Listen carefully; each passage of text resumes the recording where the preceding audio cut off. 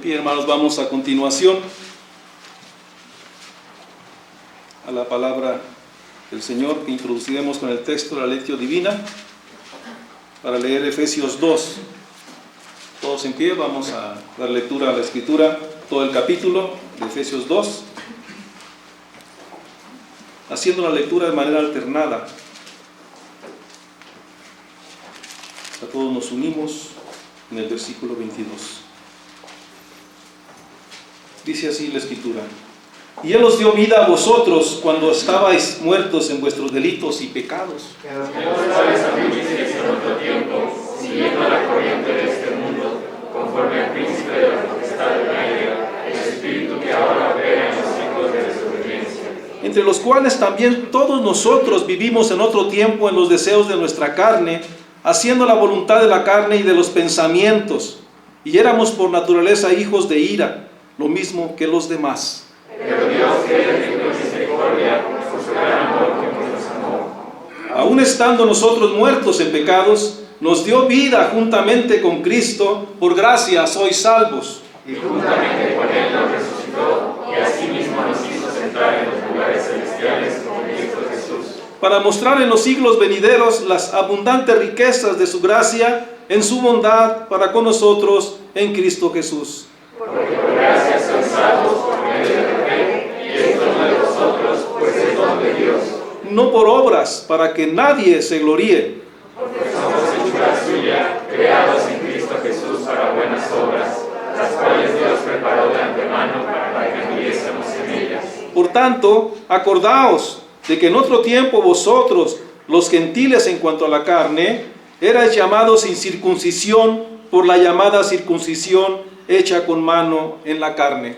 En aquel tiempo estabais sin Cristo, alejados de la ciudadanía de Israel, y ajenos a los pactos de la promesa, sin esperanza y sin Dios desde el mundo. Pero ahora en Cristo Jesús, vosotros que en otro tiempo estabais lejos, habéis sido hechos cercanos por la sangre de Cristo, Porque Él es nuestra paz, que de ambos pueblos hizo uno, derribando la pared intermedia de separación, aboliendo en su carne las enemistades, la ley de los mandamientos expresados en ordenanzas, para crear en sí mismo de los dos un solo y nuevo hombre, haciendo la paz. mediante la cruz reconciliar con Dios a ambos en un solo cuerpo, matando en ella las enemistades. Y vino y anunció las buenas nuevas de paz a vosotros que estabais lejos y a los que estaban cerca.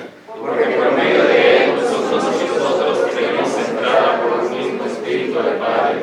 Así que ya no sois extranjeros ni advenedizos, sino conciudadanos de los santos y miembros de la familia de Dios, Edificados sobre el fundamento de los apóstoles y profetas, siendo la principal piedra del ángulo Jesucristo mismo, en quien todo el edificio, bien coordinado, va creciendo para ser un templo santo en el Señor, en quien vosotros también sois juntamente edificados para morada de Dios en el Espíritu. Amén.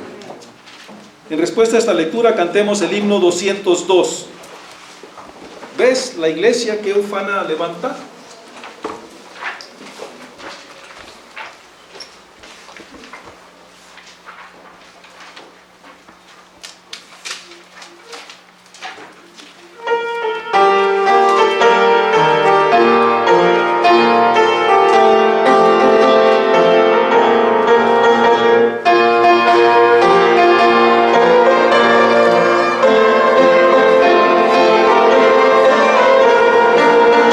Jesús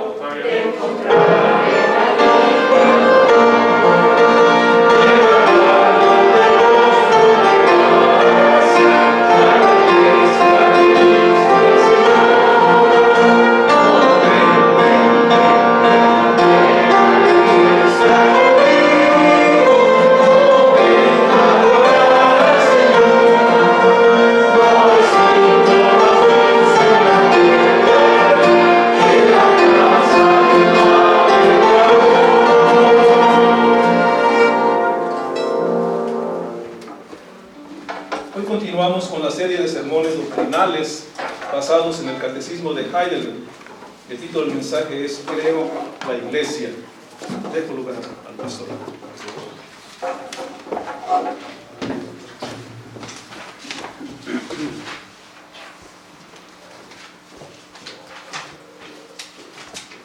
Los invito, hermanos, a que abramos las Escrituras en el capítulo que leímos de la carta del apóstol Pablo a la iglesia de Éfeso.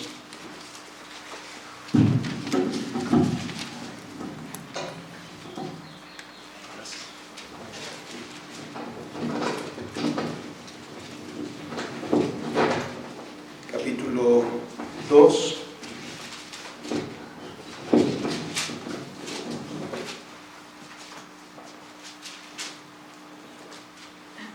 Vamos a ver los versículos 13 al 16. Vamos a leer esta porción y lo vamos a hacer juntos. Dice la palabra: Pero ahora en Cristo Jesús, vosotros que en otro tiempo estabais lejos, habéis sido hechos cercanos por la sangre de Cristo, porque Él es nuestra paz, que de ambos pueblos hizo uno, derribando la pared intermedia de separación, aboliendo en su carne las enemistades, la ley de los mandamientos expresados en ordenanzas, para crear en sí mismo de los dos un solo y nuevo hombre, haciendo la paz, y mediante la cruz reconciliar con Dios a ambos en un solo cuerpo, matando en ella las enemistades. Amén. Bendito y soberano Señor. El punto principal de estar reunidos aquí es conocer más de tu voluntad. Y no hay otra manera de conocer tu voluntad sino por tu palabra. Así que, Señor, habiéndola leído,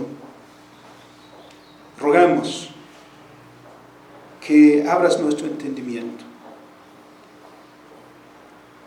que el Espíritu Santo que inspiró esta palabra obre en nuestros corazones entendimiento para comprender tu voluntad para nosotros. Y haya regocijo, Señor, al entender lo que nos dices. En el nombre de Cristo Jesús. Amén. Tomemos nuestros lugares, hermanos.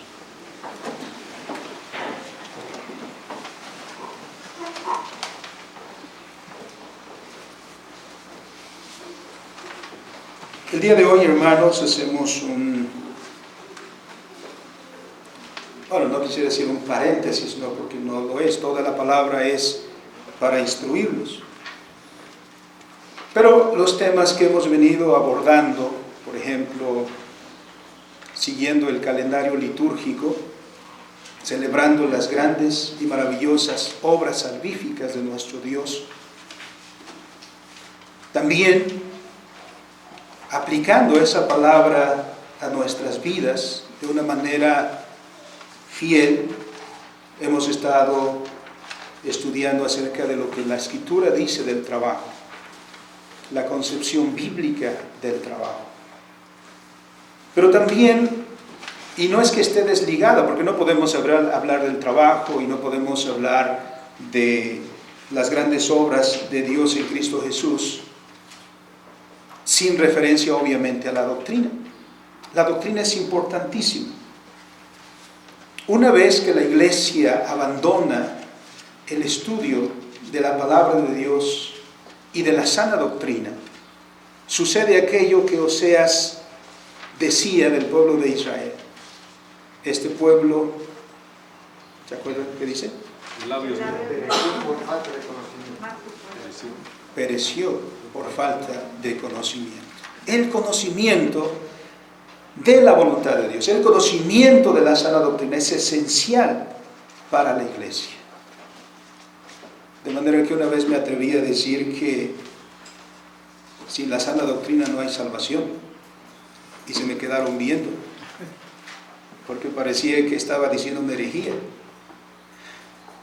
Pero recuerden qué tan importante es que dice la Escritura, dice el apóstol Juan en la primera carta y el capítulo 4, la primera epístola y el capítulo 4, cualquiera que no confiese que Jesucristo ha venido en carne, no es de Dios. Y cualquiera que confiese que Jesucristo vino en carne, ese es de Dios. En tanto que el otro es anticristo. Entonces miremos qué importante es conocer la doctrina escritural. Porque no es simplemente seguir a Cristo, como mucha gente lo dice, simplemente por la costumbre. La costumbre no te va a salvar, sino por la verdad. Y compete entonces que de toda la doctrina cristiana, particularmente como la expresamos o la expresaron nuestros padres y nosotros la afirmamos, primero en los grandes credos ecuménicos, segundo en las confesiones reformadas y presbiterianas, como lo confesamos como Iglesia Presbiteriana Independiente de México, los documentos o los símbolos de Westminster como los símbolos de unidad reformados, que es uno de los cuales tomaremos hoy, que estamos estudiando. Así que, tan importante es que nunca debemos descuidar ni menospreciar la sana doctrina. Es nuestro deber conocer, es nuestro deber instruirnos en ello. Y de todo lo que hemos venido estudiando, hermanos, llegamos a la pregunta 54 del Catecismo de Heidelberg, cuya pregunta dice: ¿qué crees de la Santa Iglesia Católica? O también se puede leer: ¿qué crees acerca de la Santa Iglesia Católica? La respuesta dice que el Hijo de Dios, desde el principio hasta el fin del mundo, de todo el género humano, congrega, guarda y protege para sí, por su Espíritu y su palabra, en la unidad de la verdadera fe, una comunidad elegida para la vida eterna, de la cual yo soy un miembro vivo y permaneceré siéndolo para siempre. Este catecismo se escribió en 1563, en el siglo XVI. En ese tiempo, la iglesia mayoritaria era la iglesia romanista. Digamos que era un monopolio desde el siglo XVI, antes del siglo XVI, toda la Edad Media. La iglesia romanista aglutinaba toda la cristiandad, podemos decirlo. Había habido, ya siempre ha habido a lo largo de la historia, grupos que son minoritarios que no concuerdan con la iglesia romanista. Y podríamos citar a varios a lo largo de la historia. Ahí están los valdenses, están los albigenses, está la Reforma en Inglaterra con Juan Wycliffe, o en Bohemia con Juan Hus y otros. Pero en el siglo XVI, cuando la Reforma finalmente, digamos, Dios la dirigió a hacer un acontecimiento de las dimensiones que ya conocemos, era uno de los temas principales definir qué es la verdadera iglesia o la iglesia católica. Porque la Reforma no fue un movimiento unificado. Miramos que el redescubrimiento de las Escrituras, donde quiera que las Escrituras se comienzan a leer, incluso podríamos decir que cualquier persona que comience a leer las Escrituras va a venir a Cristo. Por eso, cuando hablamos de evangelismo, decimos: si quieres compartir el evangelio con alguien, regálale la Escritura.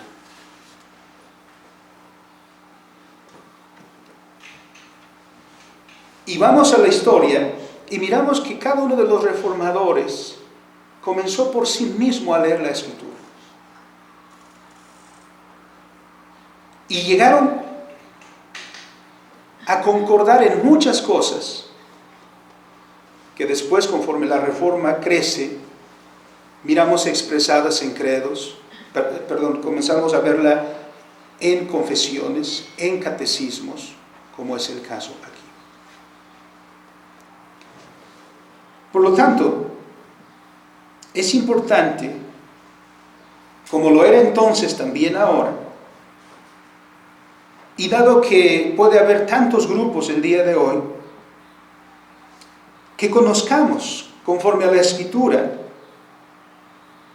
y podamos discernir cuál es la verdadera iglesia, ya que hay muchos grupos que reclaman ese derecho, incluso grupos heréticos, con el propósito de darle a la iglesia una dirección. En ese sentido es que se escribieron estos catecismos para la enseñanza de los creyentes, de manera que podamos entonces ver correctamente a la iglesia de Jesucristo. ¿Por qué dice en nuestro boletín, creo la iglesia? Parece que le falta algo a esta afirmación, ¿no? Porque diríamos, creo en la iglesia. Juan Calvino hace una argumentación a este respecto de esta expresión. Y grosso modo, en el libro 4, que es el libro que trata de su eclesiología, habla de cómo esta frase originalmente la suscribían muchos de los padres de la iglesia. Creo la iglesia. Porque cuando decimos creo en la iglesia, nuestra fe no está en la iglesia. La iglesia no es objeto de nuestra fe.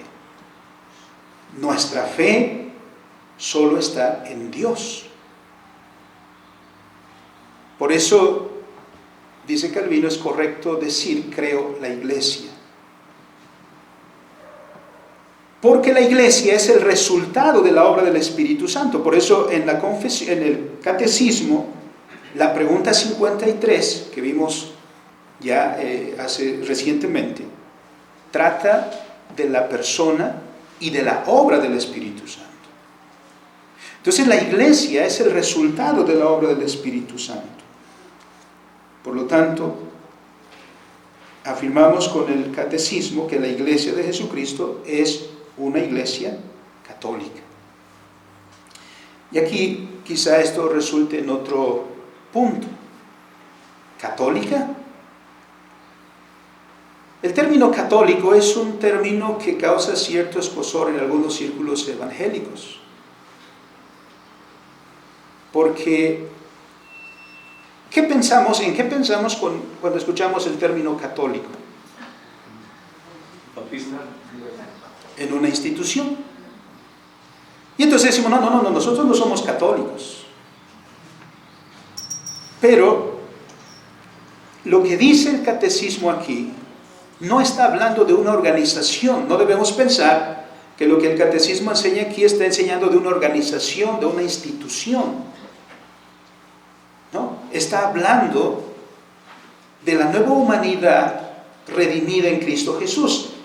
Y esto es muy abarcante, como decíamos el domingo pasado. Abarca toda la vida. Entonces, en lugar de decir católico, se traduce ese término y decimos universal, como repetimos cada domingo el credo apostólico. Pero ¿por qué tener temor de usar el término católico si recuperamos el sentido correcto? Que católico no quiere decir una institución. sino hace referencia a la iglesia que se encuentra en todo el mundo. Por eso en ese sentido decimos, nosotros somos católicos. ¿Por qué? Pertenecemos a la iglesia, como veremos hoy, única de nuestro Señor Jesucristo. Entonces, habiendo nosotros afirmado lo que repetimos cada domingo, haciendo el resumen de nuestra fe expresada en el credo apostólico, la pregunta de este catecismo dice, ¿qué crees acerca de la Santa Iglesia Católica? Y de ello, tres cosas son importantes mencionar. Y podríamos decir muchas cosas más, pero principalmente, que la Iglesia de Jesucristo es una iglesia precisamente católica. Nuestro Señor Jesucristo ha tomado para sí una comunidad de fe que es la iglesia. Es posible que cada vez que vayamos a las Escrituras y leamos el término iglesia, que no ocurre muchas veces, pero cuando ocurre, pensemos en una institución. Pero el Señor Jesucristo no estableció una institución. La institución eclesiástica se va desarrollando paulatinamente como una de las expresiones de la vida de los creyentes. Pero el aspecto eclesiástico, la esfera eclesiástica, no absorbe la totalidad de la vida de las personas. Por lo tanto, los teólogos han tratado de hacer esta aclaración usando términos como iglesia visible, iglesia invisible, iglesia como organismo, iglesia como organización. Entonces, como hemos dicho, no debemos pensar que lo que dice la confesión se refiere a la iglesia institucional, como somos nosotros, una organización, una denominación, sino al cuerpo de Cristo que ha sido redimido y se refiere a ello en su totalidad. Por eso el catecismo mismo dice que esta iglesia, que es del Señor Jesucristo, porque dice el Hijo de Dios, desde el principio hasta el fin del mundo, de todo el género humano congrega, guarda y protege para sí. Es católica en el tiempo y el espacio. Porque los miembros de la iglesia de Jesucristo abarcan desde Adán. Podríamos decir que el primer cristiano en la historia es Adán y Eva. Y todos los que vienen después, hasta el presente, hasta el que el día de hoy, en este instante, el Señor lo está llamando. Y los que vendrán mañana, y los que vendrán, si el Señor no viene, en 20, 50, 100 años. Esa es la iglesia que el Señor dice, congrega, guarda y protege para sí. Luego entonces, hermanos, nosotros no somos los que hacemos la iglesia. Nosotros formamos la iglesia de Jesucristo, pero no porque nosotros hayamos decidido por nosotros mismos que sea así, sino por lo que dice la Escritura, Hechos 2:47. Los que son muy diestros para encontrar los pasajes.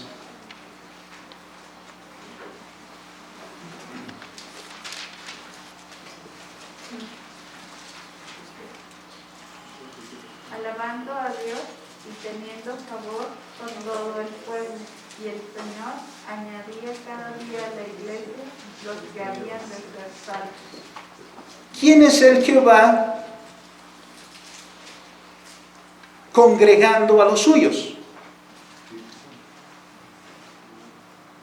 Dice aquí, el Señor.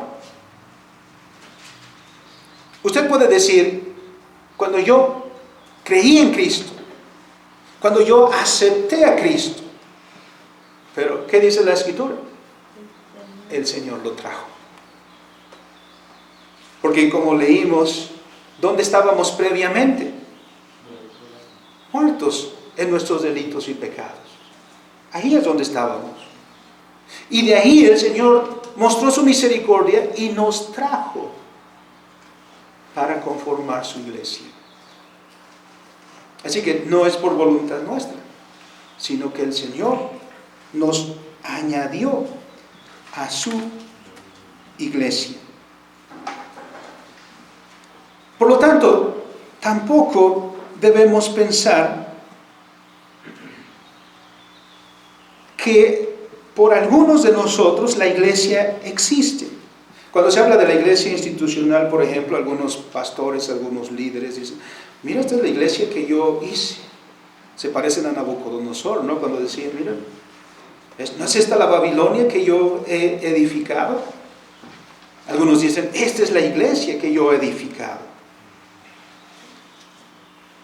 Hace algunos años, en algún lugar cercano por aquí en el sur, un hermano que conozco y que por lo tanto no tengo dudas o reservas para creer lo que me dijo que aquí había un pastor que estaba traspasando la iglesia, que pedía, no sé la cantidad de dinero que pedía, pero pedía una cierta cantidad, y decía con miembros y todo.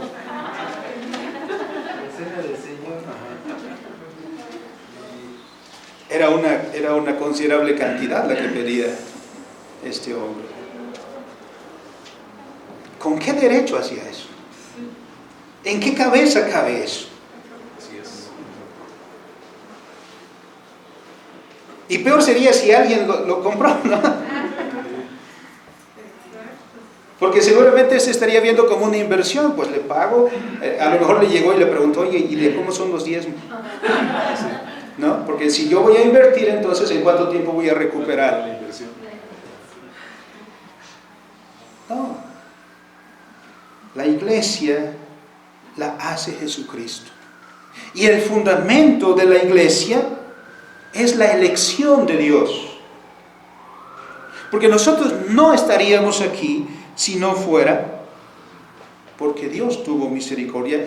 El mismo libro de Efesios, recuerden, hace poco terminamos el sermón leyendo Efesios capítulo 1, porque aquí dice el apóstol, bendito sea el Dios y Padre de nuestro Señor Jesucristo, que nos bendijo con toda bendición. ¿Por qué? Habiéndonos predestinado desde antes de la fundación del mundo, desde antes de que usted existiera, desde antes de que usted viniera a este mundo, Dios en su soberanía había dicho que usted formaría parte de su iglesia. Por eso es que la iglesia del Antiguo Testamento con la iglesia del Nuevo Testamento forman un solo pueblo. Y aquí lo decimos para advertir contra la enseñanza dispensacionalista, que contradice la enseñanza bíblica, porque hace una separación entre Israel y la iglesia del Nuevo Testamento.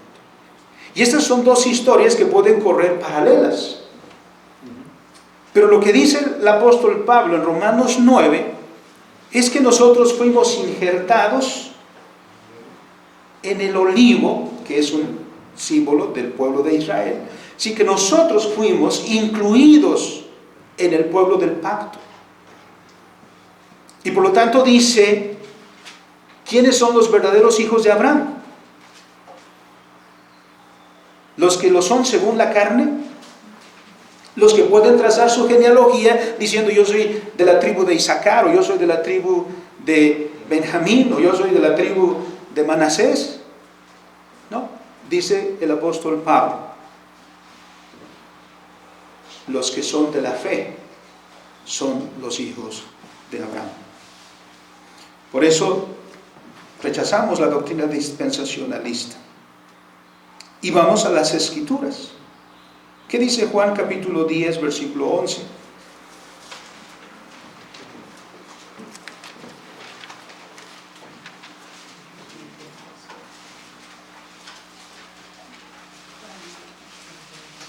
Yo soy el buen pastor que vida da por las ovejas.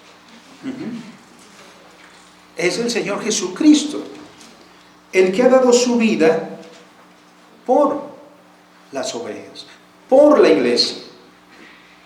Cuando el apóstol Pablo en Hechos capítulo 20 reúne a los ancianos de Éfeso y encomienda que cumplan con su trabajo, dice el versículo 28, por tanto, mirad por vosotros y por todo el rebaño, toda la iglesia, en que, ¿quién es el que dirige? En el Espíritu Santo. En que el Espíritu Santo os ha puesto por obispos. No, miren a los pastores, miren pastor, tú no estás ahí por derecho propio. A los ancianos, ustedes no están ahí por derecho propio. Porque cuando pensamos de esta manera, nos convertimos en Diótrefes. ¿Se acuerdan de Diótrefes? ¿No? Todavía no llegan a esa página. ¿Qué le caracterizaba a Diótrefes? Su autoridad, querían coger autoridad. ¿No? Entonces, llegaban hermanos de otras iglesias y había hermanos, suponga que viene un hermano de otro lugar y usted le dice, hermano, mire, te invito a comer en mi casa, ven, te invito, quiero platicar contigo. Y Diótrefes se da cuenta que invitaste a aquel hermano que vino de otro lugar y que viene. ¿No? Al rato está Diótrefes en tu casa. A ver, hermano, ¿qué es lo que hiciste? ¿A qué horas me pediste permiso? Una hermana una ocasión vino y me dice, pastor, ¿es verdad que le tengo que pedir permiso a mi pastor para evangelizar, para compartir el evangelio? Eso le había dicho su pastor. Si quiere usted compartir el evangelio, primero venga a mí, pídame permiso. Le dije, hermano, no. Porque cada uno de nosotros habla con alegría de lo que Dios ha hecho en uno. Y no necesitamos el permiso de alguien. Ahora, otra cosa es, como dice Romanos 10, que veremos en un momento, ¿cómo escucharán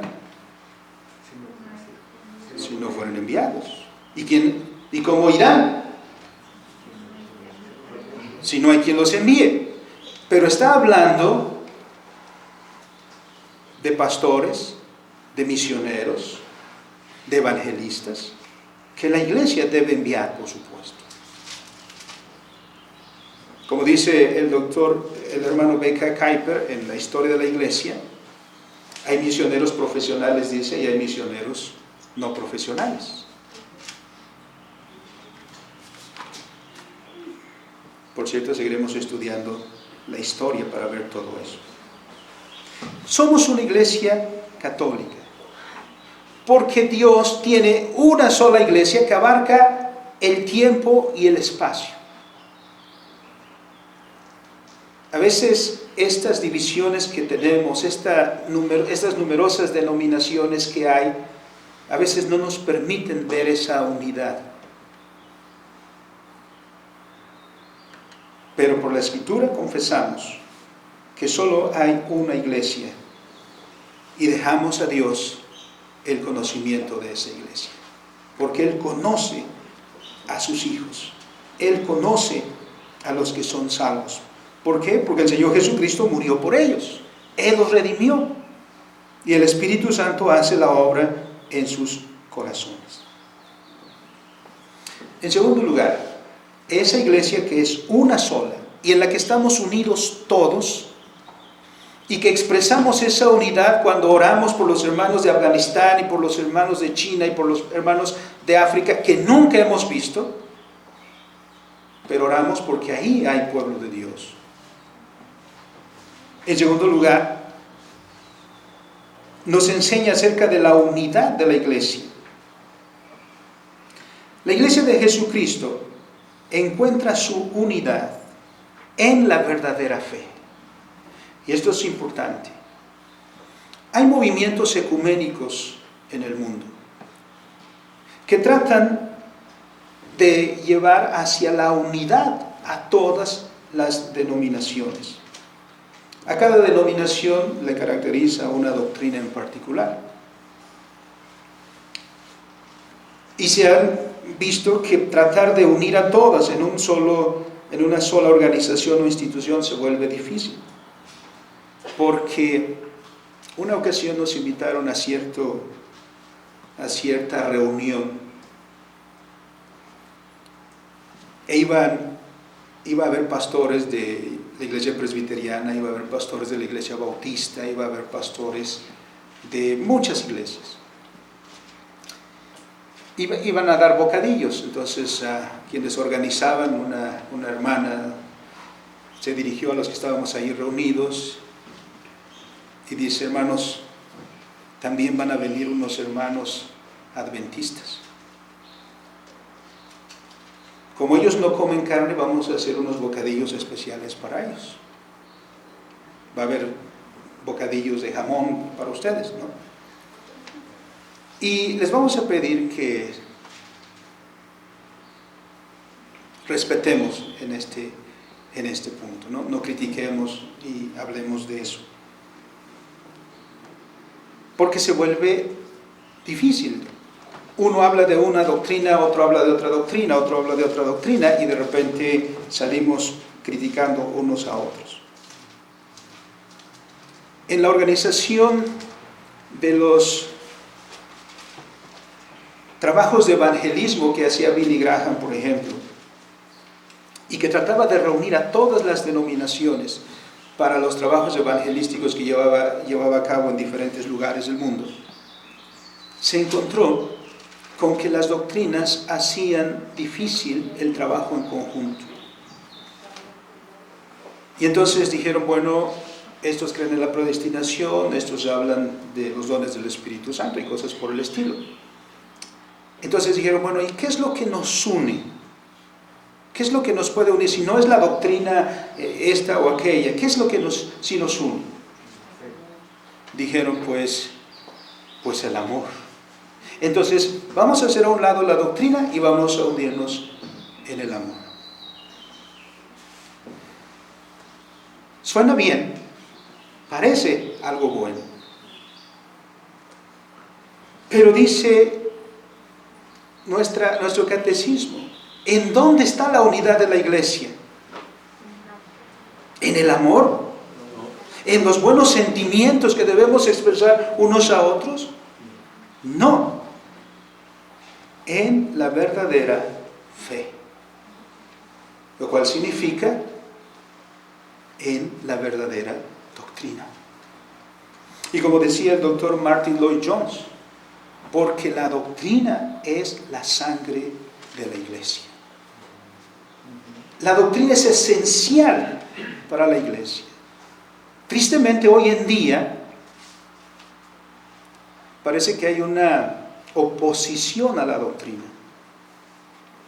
Y en cada vez más lugares, en cada vez más iglesias, la doctrina se está haciendo a un lado, para dar lugar más bien a las emociones, a los sentimientos. Nos ha alcanzado la ideología del mundo, porque ahora lo que debe de dirigirnos es lo subjetivo. No, nos debe dirigir la palabra de Dios, porque ahí es donde nos unimos. Romanos 10, mencioné hace un momento, vamos de muchos pasajes, hermanos, vamos a Romanos capítulo 10, versículos 14 al 17. ¿Cómo pues invocarán a aquel en quien no han creído?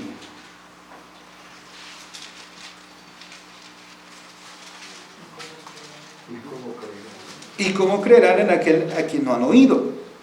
¿Y cómo oirán sin haber quien les predique?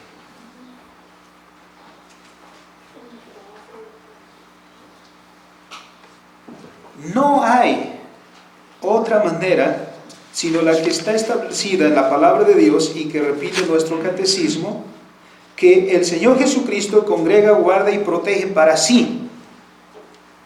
¿Por medio de qué? De su Espíritu y de su palabra. No hay otra manera. Cuando hay campañas evangelísticas, y me ha tocado a mí ver algunas, y algunos anuncios, incluso los que leía, campaña de sanidad.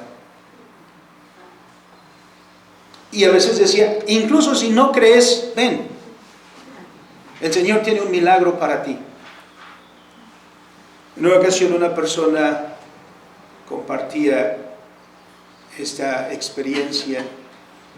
Había un anuncio ahí por su casa que decía que había consultas médicas gratuitas.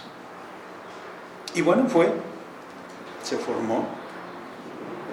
Les permitieron pasar a un espacio como este. Se sentaron varias personas. Y luego vino alguien y le dice a los reunidos ahí, los que estaban esperando ser atendidos por los médicos: bueno, los médicos vendrán en un momento, pero mientras ellos vienen, les vamos a hablar. Y comienzan a dar su testimonio. A veces usamos estos ganchos, ¿no? ¿Por qué no hablar abiertamente? Decir, queremos predicar la palabra de Dios. Porque no hay otra manera de lo que dice aquí. ¿Cómo van a venir? ¿Cómo el Señor, lo que dice Hechos 2:47, cómo el Señor va a añadir a su iglesia los que han de ser salvos? El Señor pudo, si se trata de ver las posibilidades, el Señor pudo haber hecho muchas cosas. Pudo haber enviado a sus ángeles.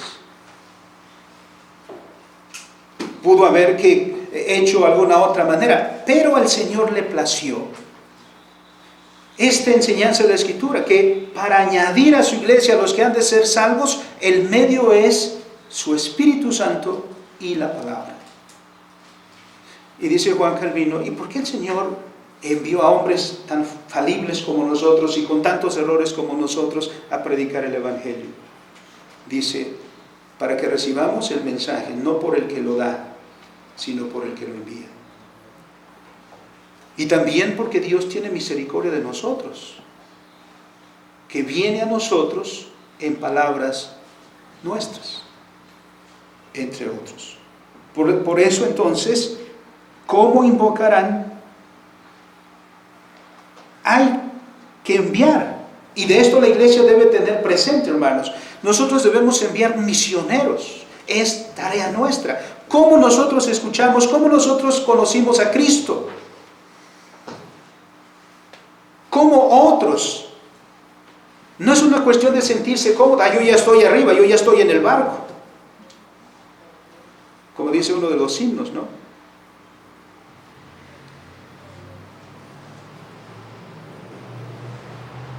Y yo ya estoy arriba, yo ya me salvé. No.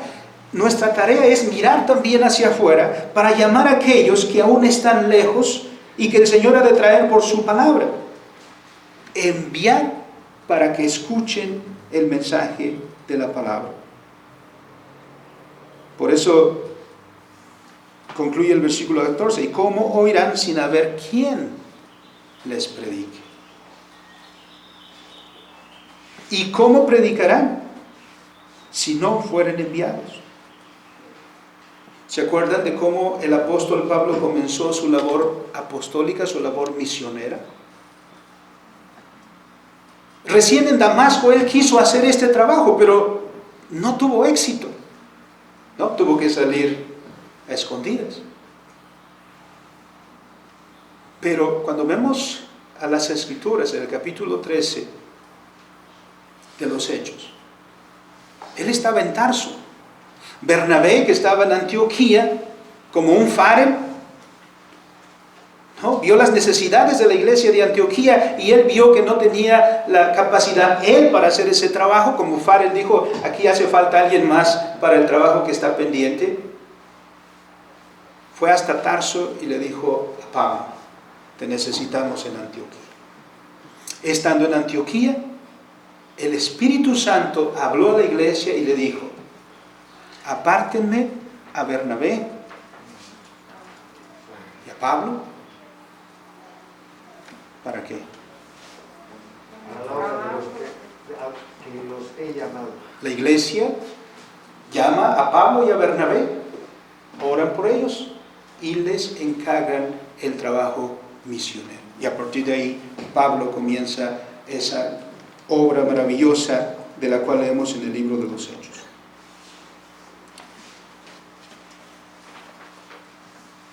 Sigue diciendo el libro de Romanos.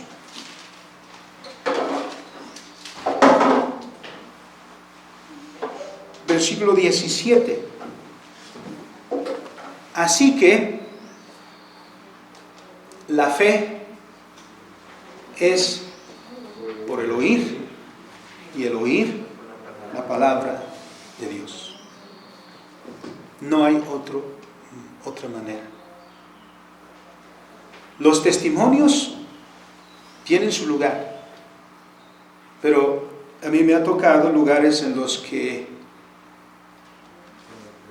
una vez fui a una iglesia pequeña y estaba el púlpito y aquí había una televisión.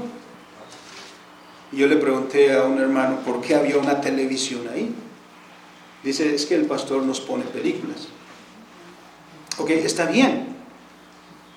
No es pecado ver una película y ver una película cristiana, no es pecado. Pero que esa película venga en lugar de la predicación de la palabra, no es correcto. Porque ¿qué dice la Escritura? Las conversiones serán por los testimonios, las conversiones serán por la experiencia de otro, las conversiones serán... No, sino únicamente por la predicación de la palabra de Dios. Y no solo para esto, sino también para nosotros. Porque ¿cómo vamos a crecer nosotros como iglesia de Jesucristo? Si dice Hebreos capítulo 11, versículo 1, es pues la fe, la certeza de lo que se espera, la convicción de lo que no se ve. ¿Cómo vamos nosotros a lograr esa certeza y esa convicción de la que habla la Escritura? ¿Cuál es la única manera? Por la predicación de la palabra.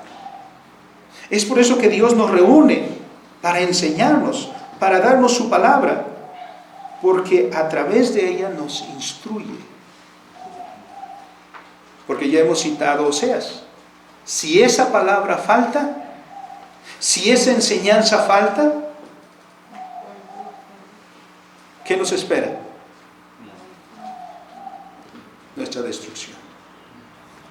Y ahí está la historia del Antiguo Testamento.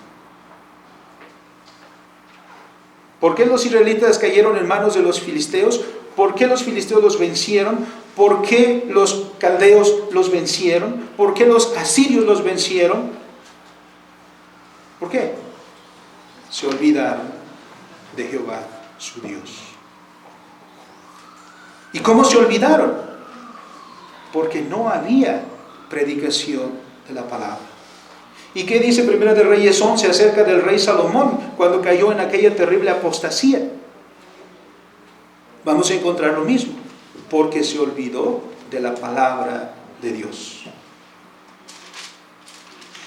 La unidad, pues, de la iglesia está en la verdad, no en la denominación, no en el liderazgo. Porque de repente encontramos mucha gente que tiene más fe en su apóstol en su profeta que en lo que Dios dice. Y si no ve a su profeta, se siente que le falta algo. Y si no ve a su apóstol, siente que falta algo.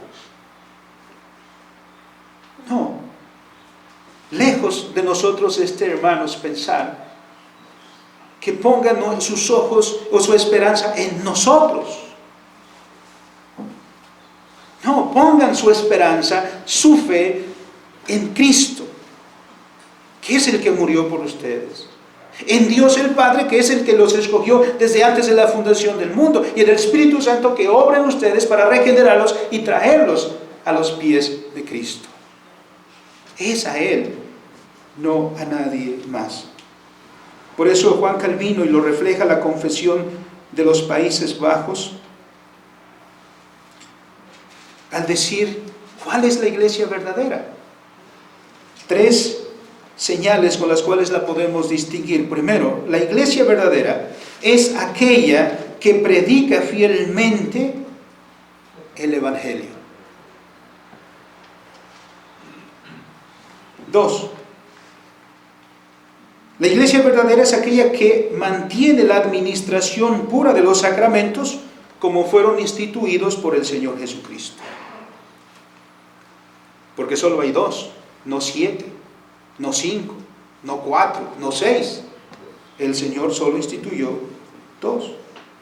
Y tercero, si la disciplina eclesiástica se ejerce para castigar el pecado. Así que, en este sentido, Calvino era un ecumenista, pero un ecumenista en el sentido correcto. Porque Calvino no buscaba ser una mega organización, sino Calvino veía que nuestro ecumenismo es espiritual. Porque estamos unidos con todas aquellas iglesias que predican fielmente la verdad. Comenzamos por ahí, porque esto es fundamental.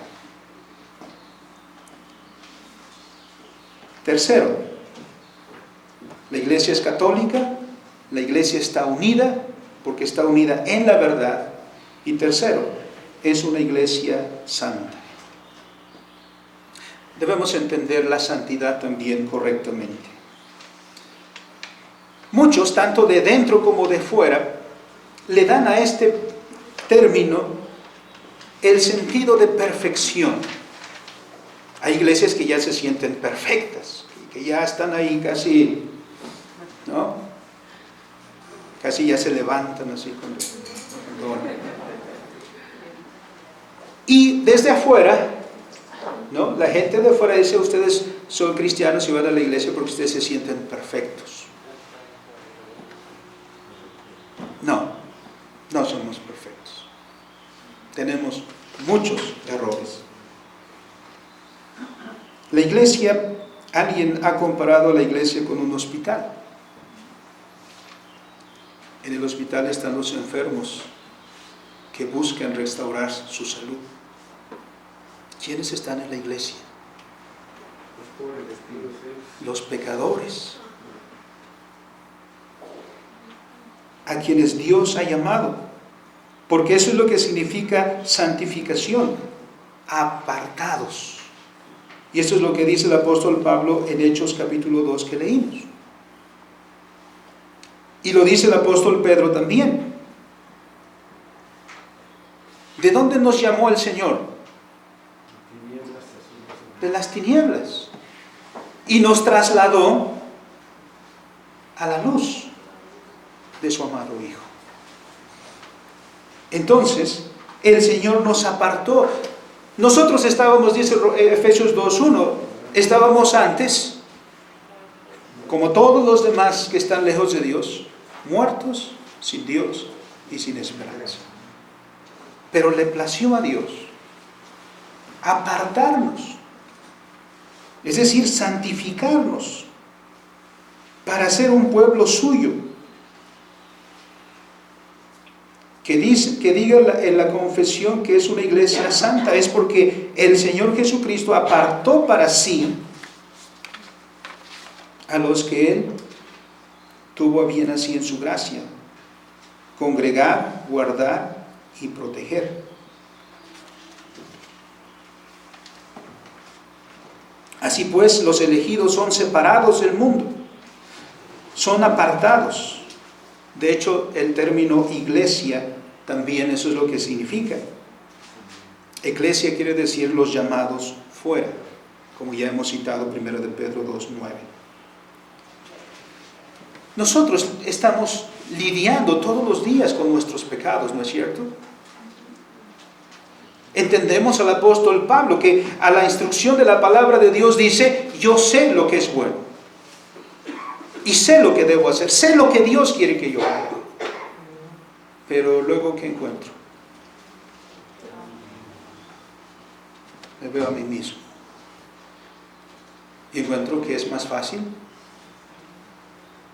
hacer el mal que no quiero que el bien que debo hacer. Y entonces el cristiano, lo cual Pablo explica muy bien, lucha, porque tiene esa batalla. Porque la santificación, para lo cual hemos sido llamados también, es decir, para que conformemos nuestra vida cada día a la ley de Dios. Aquí debemos advertir contra el misticismo, porque hay mucho misticismo en el cristianismo. ¿Qué es el misticismo? Pues esta experiencia subjetiva de buscar una experiencia religiosa, de aquellos que dicen ya, yo siento que Dios me habla, ¿no? Vi cara a cara a Dios, cosas por el estilo. Porque el misticismo nos aparta, busca apartarnos del mundo. Y por eso aquellos cristianos que tienen esta perspectiva mística abandonan el mundo y enfatizan la oración. Definen la santificación como mayor oración, ¿no? Y hasta a veces con cierto orgullo, no, yo me levanto a las 3 de la mañana a orar y oro hasta las 6, 7 de la mañana. ¿No? Yo leo la escritura y me leo 20 capítulos. Y fui a un retiro y después fui a un congreso y después fui... Todo en términos eclesiásticos. Los ermitaños del siglo IV y los monjes que vendrían después son una contradicción para el mandato escritural. ¿No lo vimos la semana pasada? ¿Cuál es nuestra vocación? Nuestra vocación es vivir la vida en su integridad para la gloria de Dios. La santidad, pues, la podemos definir como la conformación de nuestra vida a la ley de Dios. ¿Quién es santo? El esposo que ama a su esposa, porque esa es la ley de Dios. Ahí hay santidad. El padre o los padres que aman a sus hijos, que los crían en el temor el temor de Dios. Ahí hay santidad. Donde está un campesino que está labrando la tierra para la gloria de Dios, pensando en cultivar algo que va a traer beneficio a sus semejantes. Porque así lo dice Dios, ahí hay santidad. Un santo no es entonces aquel que se aleja del mundo, sino aquel que en las ocupaciones del mundo conforma cada vez más su vida a los mandamientos de Dios. No encontramos en la ley de Moisés las leyes de Dios que hablan sobre el matrimonio, sobre la familia, sobre los negocios, sobre la justicia, sobre la economía. Porque la vida en su totalidad debe ser santa. Por eso, como iglesia, somos llamados a expresar esa santidad en todo nuestro existir, en toda nuestra vida, en todos los asuntos de nuestra vida. Por eso, vemos a la iglesia de Jesucristo actuar ahí. Y de esto está hablando nuestro catecismo. Y por todo esto, miren de qué manera consoladora termina. Porque esa es una característica del catecismo de Heidelberg, que es muy pastoral. ¿Cómo comienza desde el mismo principio? La pregunta 1.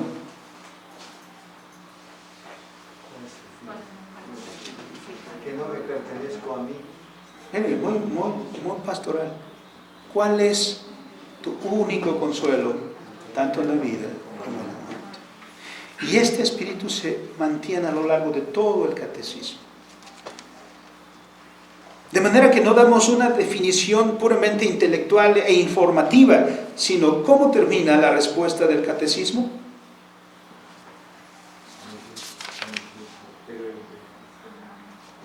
De esta iglesia de la cual he dicho es una, es católica. De esta iglesia que el Señor reúne por su Espíritu y su palabra. Y de esta iglesia, ¿cuál es la tercera que hemos visto? Porque yo ya me perdí. Santa. Que es santa. Yo soy miembro de esa iglesia.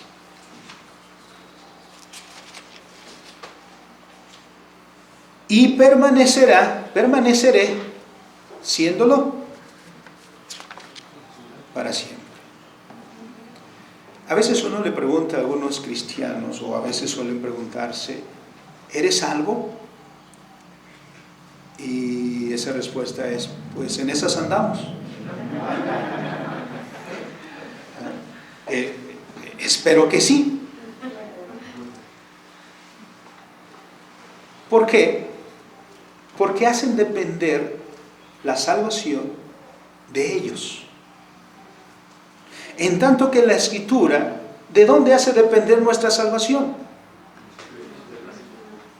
Del Señor Jesucristo. ¿Qué dice el Señor Jesucristo? San Juan capítulo 10, versículos 28 al 30.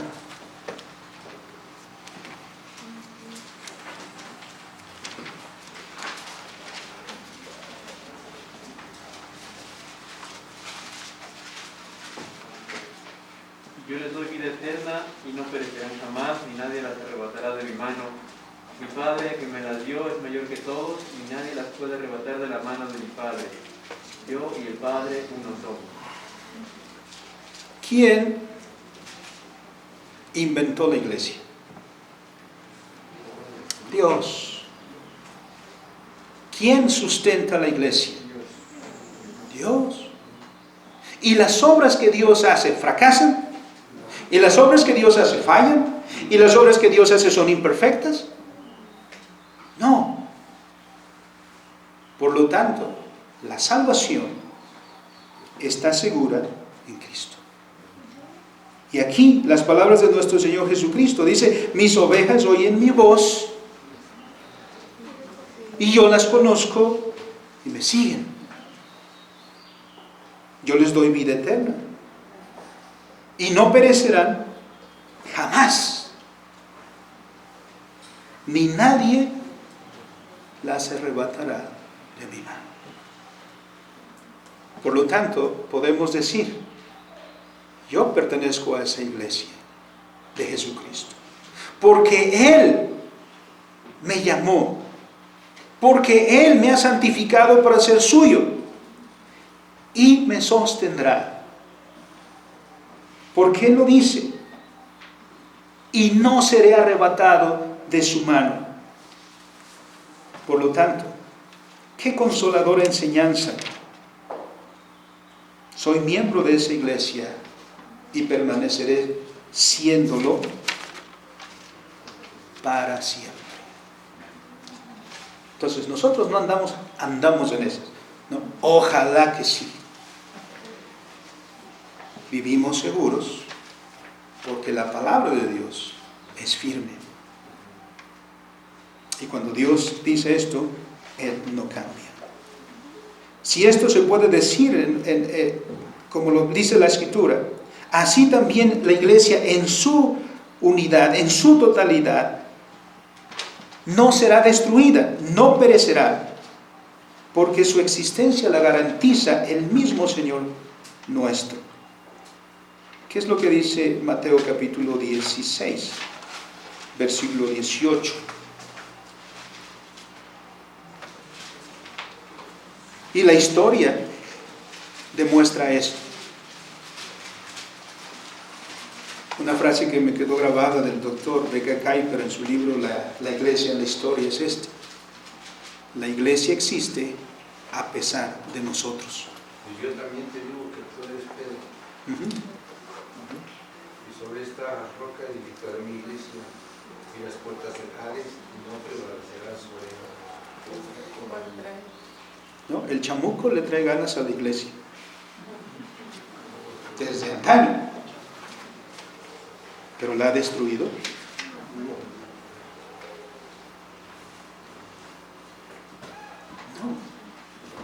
¿No es bien la palabra del Señor?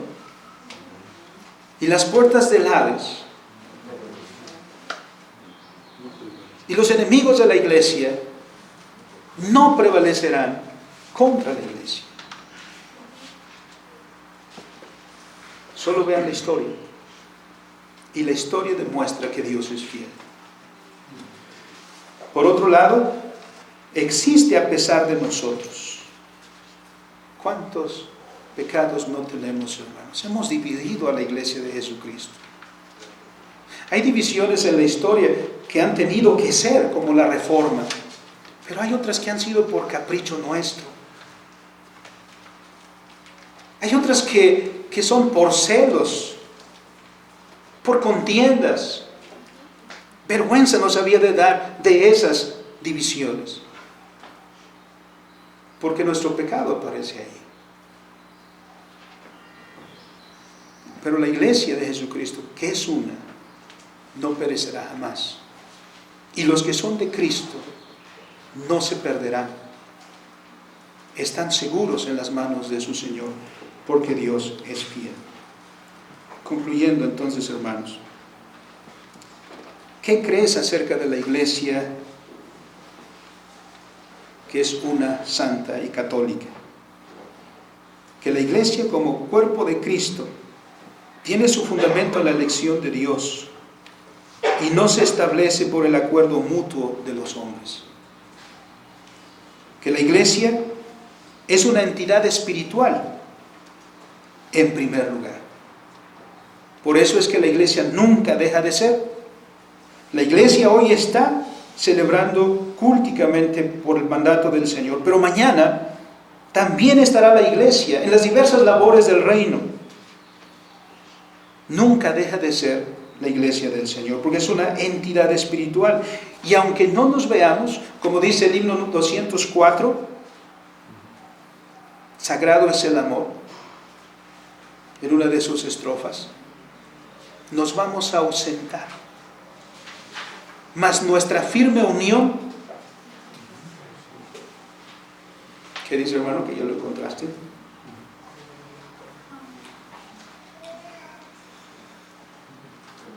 Jamás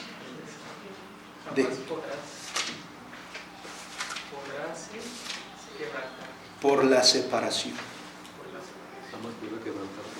Así que mañana seguiremos unidos. No estamos unidos hoy porque nos vemos, porque estamos lado a lado. Mañana estaremos unidos, pasado estaremos unidos. Nunca dejamos de ser esa entidad espiritual del Señor. Tercero, solo Dios conoce a su iglesia. Una ocasión, un joven allá en una iglesia hace como, híjole, cuando uno recuerda eso se siente viejo, porque son hace 40 años.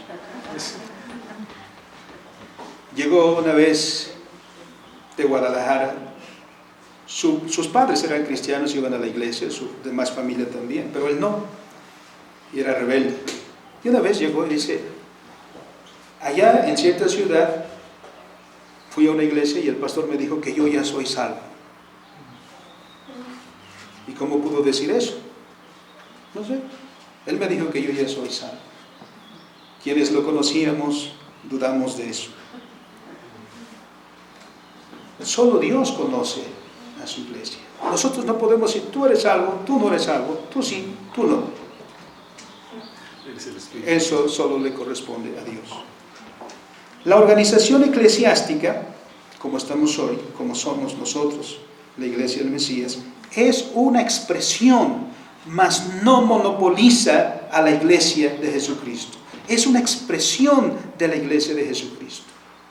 Porque si la iglesia de Jesucristo tiene una expresión cultica, también tiene una expresión económica, una expresión educativa, una expresión ética, una expresión, etc.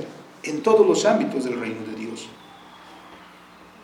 Por eso concluimos diciendo, somos parte de la iglesia católica. No de esa que están pensando. No de una organización, sino de aquella cuya cabeza es el Señor Jesucristo. Y todos aquellos que han sido llamados por el Señor no perecerán. Consolados estamos en el Señor. Estamos seguros, Señor. Nadie te arrebatará de la mano de tu Señor, hermano. Ahí estás seguro. Oramos. Bendito Dios. Cuán maravillosa es tu palabra, que nos edifica, que nos instruye, que nos da consolación.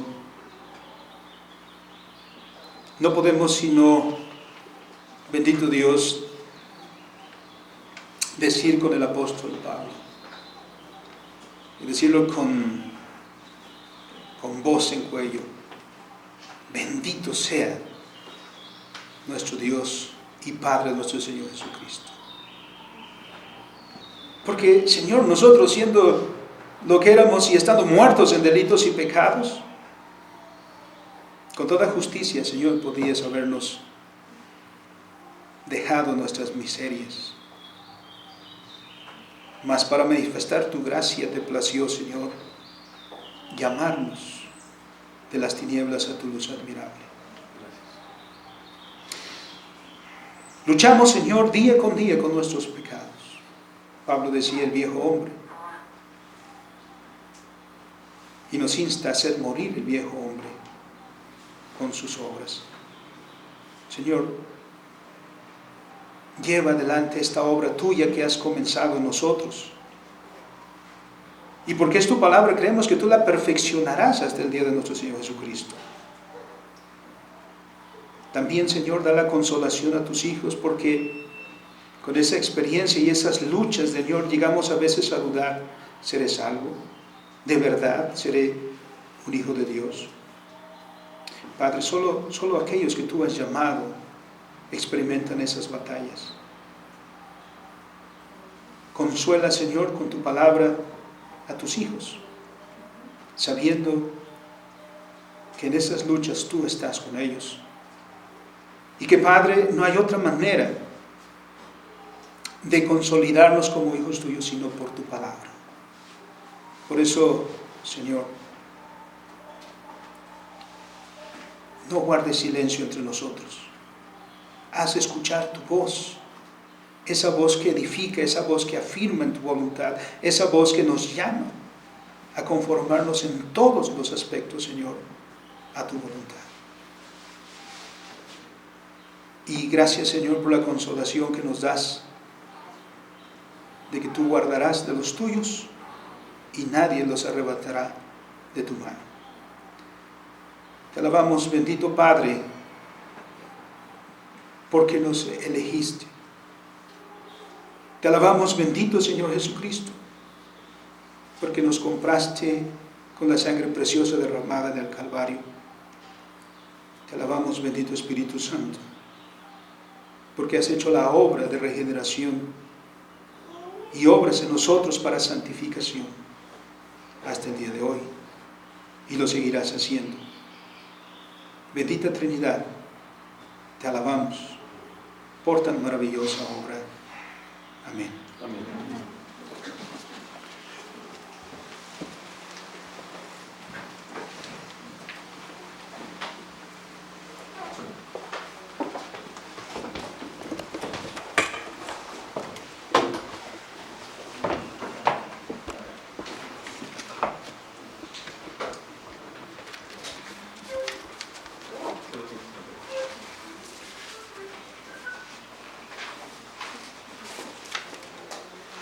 En pie, hermanos, vamos a dar respuesta a la palabra predicada. cantando el himno 232, oíd lo que nos manda el Salvador.